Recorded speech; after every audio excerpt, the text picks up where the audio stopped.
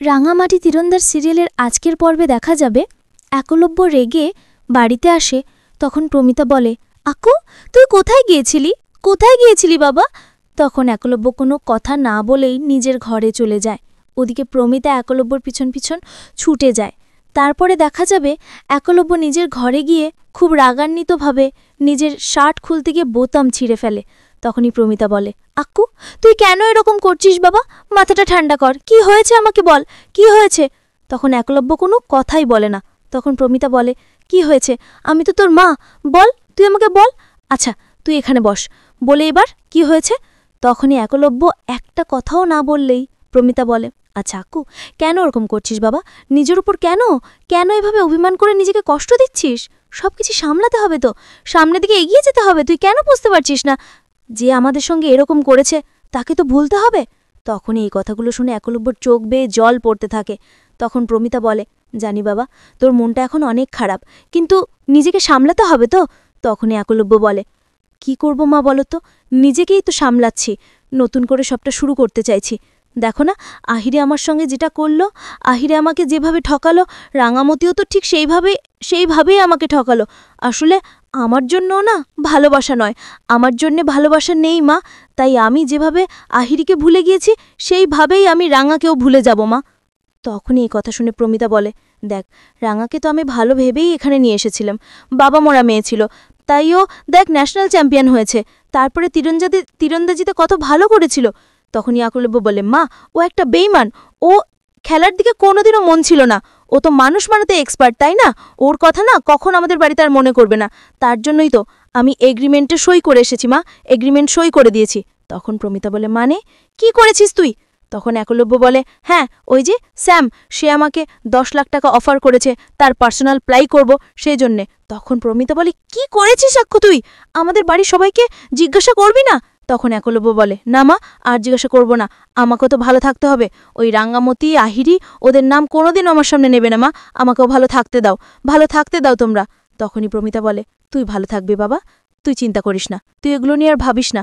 তখন একলব্য বলে, না মা আমি আর ভাববো না আমি।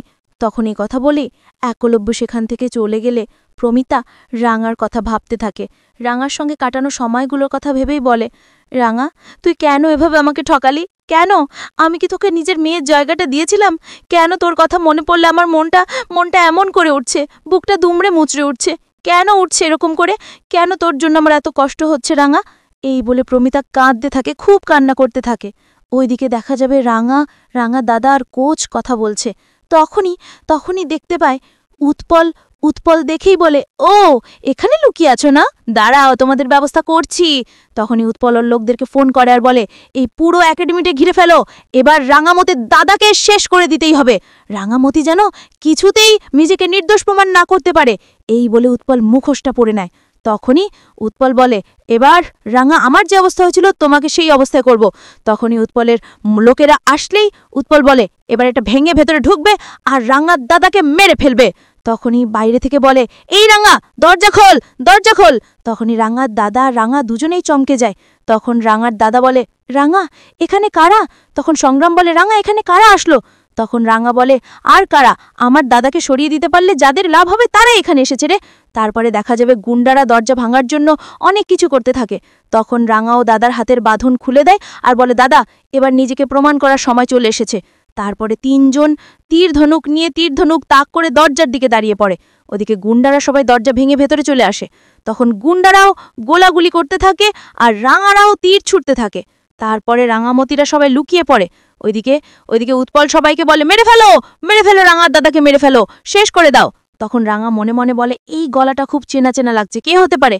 তখনই গুন্ডাদার গুলিতে রাঙার দাদার পায়ে গুলি লাগে। তখন রাঙা সংগ্রাম মিলে বাকি সবগুলোকে একদম তীর মেরে কুপকাত করা দেয় আর সবগুলো সেখান থেকে পালায়। ওইদিকে উৎপল সাইডে দাঁড়িয়ে সবটা দেখতে থাকে আর মনে মনে বলে, না আমাকেও পালাতে হবে। তখন রাঙা সবগুলো গুন্ডাকে ইচ্ছে মতো তীর মারে। তখন একটা গুন্ডাকে রাঙা ধরে ফেলে আর বলে, বল তোদেরকে কে পাঠিয়েছে? আমার দাদাকে মারার জন্য কে পাঠিয়েছে বল? তখনই গুন্ডাটা বলে, আমি জানি না, আমাদেরকে টাকা দিয়েছিল, আমাদেরকে বলেছিল শুধুমাত্র আপনার দাদাকে শেষ করে দিতে, তাই আমরা এখানে এসেছিলাম। লোকরা মুখোশ পরা ছিল, তাকে আমরা চিনি না আমরা। তখন সংগ্রাম বলে, বল কে ছিল? তখনই গুন্ডাটা বলে আমি চিনি না। তখন রাঙা বলে স্যার এখান থেকে আমাদেরকে পালাতে হবে, চল। আমি বুঝতে পেরেছি কেউ ইচ্ছে করে এ কাজটা করছে আমার দাদাকে মেরে ফেলার জন্যই, যাতে ওরা আমাকে জেলে ভরতে পারে, কারণ আমার দাদাই একমাত্র আমার পক্ষে সাক্ষী, সে হয়তো বা এখানেই আছে। তখনই উৎপল সেখান থেকে বেরিয়ে পড়ে। ওদিকে দেখা যাবে রাঙা দাদাকে বলে দাদা তুই ঠিক আছিস তো? তখন সংগ্রামকে বলে রাঙা এদিকে মনে হয় সব দিক দিয়ে পুলিশ আমাদের ঘিরে ফেলেছে, আমাদেরকে এখান থেকে পালাতে হবে। তখন রাঙা বলে কোচ স্যার এখান থেকে চল, সাইডে একটা জায়গা আছে, সেখানে আমাদেরকে কেউ সন্দেহ করবে, চল দাদাকে নিয়ে যেতে হবে। দাদা ওঠ, এই বলে সেখান থেকে নিয়ে যায়। ওইদিকে দেখা যাবে উৎপল বৃন্দাকে ফোন করে বলে বুড়ো বৌদি রাঙা আমাদের সবাইকে তীর মেরেছে, আমি কোনো মতে বেঁচে ফিরেছি, আমি ধরা পড়লে তো তুমিও ধরা পড়ে যাবে, সেই জন্যে আমি এখনো পুলিশকে কোনো ইনফর্ম করিনি, আসলে আগে আমি বাঁচি তো তারপরে না হয় পুলিশকে ইনফর্ম করে দেবো। এই বলেই সেখান থেকে উৎপল পালিয়ে যায়। ওদিকে দেখা যাবে রাঙা দাদাকে কোচ নিয়ে একটা বাড়িতে যায় আর গিয়ে বলে ঠাম্মি। তখন একজন বয়স্ক মহিলা বেরিয়ে আসে আর এসে বলে রাঙা তুই এসেছিস? তখন রাঙা বলে হ্যাঁ ঠাম্মি, আমাকে শ্বশুরবাড়ি থেকে বের করে দিয়েছে রে। তখন সেই মহিলা বলে তোকে বের করে দিল, ওদের কোনোদিনও ভালো হবে না, আয় তোরা ভিতরে আয়। তখনই রাঙা দাদাকে নিয়ে ভিতরে চলে যায়। তারপরে দেখা যাবে সেই মহিলা ওদেরকে ভিতরে নিয়ে বলে এখানে না কোশমিনকালেও কেউ সন্দেহ করবে না, আর কেউ এই বাড়িতে আসবে না, তোরা বরং এখানে নিশ্চিন্তে থাকতে পারবি, তোরা চিন্তা করিস না, আমি আছি তো, কেউ তোদের ধরতেও পারবে না। তখন এই বলে সেখান থেকে চলে যায় মহিলা। ওদিকে সত্যজিৎ পুলিশ নিয়ে সেখানে পৌঁছে যায় আর বলে যে লোকটা আমাদের খবর দিয়েছে সে তো বলেছে রাঙামদিও দাদাকে নিয়ে এদিকে কোথাও গেছে, রাঙার ওর ফোন এসছে। তখনই অফিসার বলে হ্যাঁ স্যার, সিসিটিভি ক্যামেরাও দেখেছি, ওরা 3 জন এদিকে এসেছে। তখন এই বলে ওরা খোঁজাখুঁজি করতে থাকে।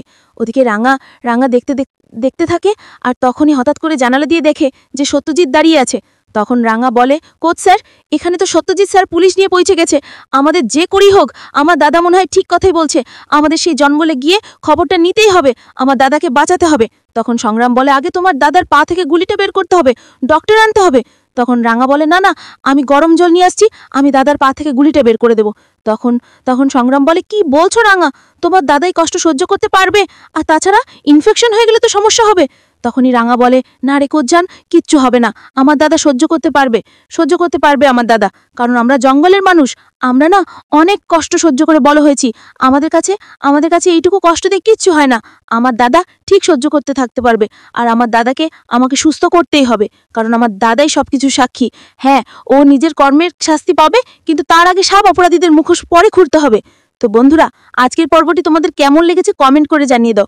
পরবর্তী আপডেট পেতে চ্যানেলটি সাবস্ক্রাইব করে ধন্যবাদ।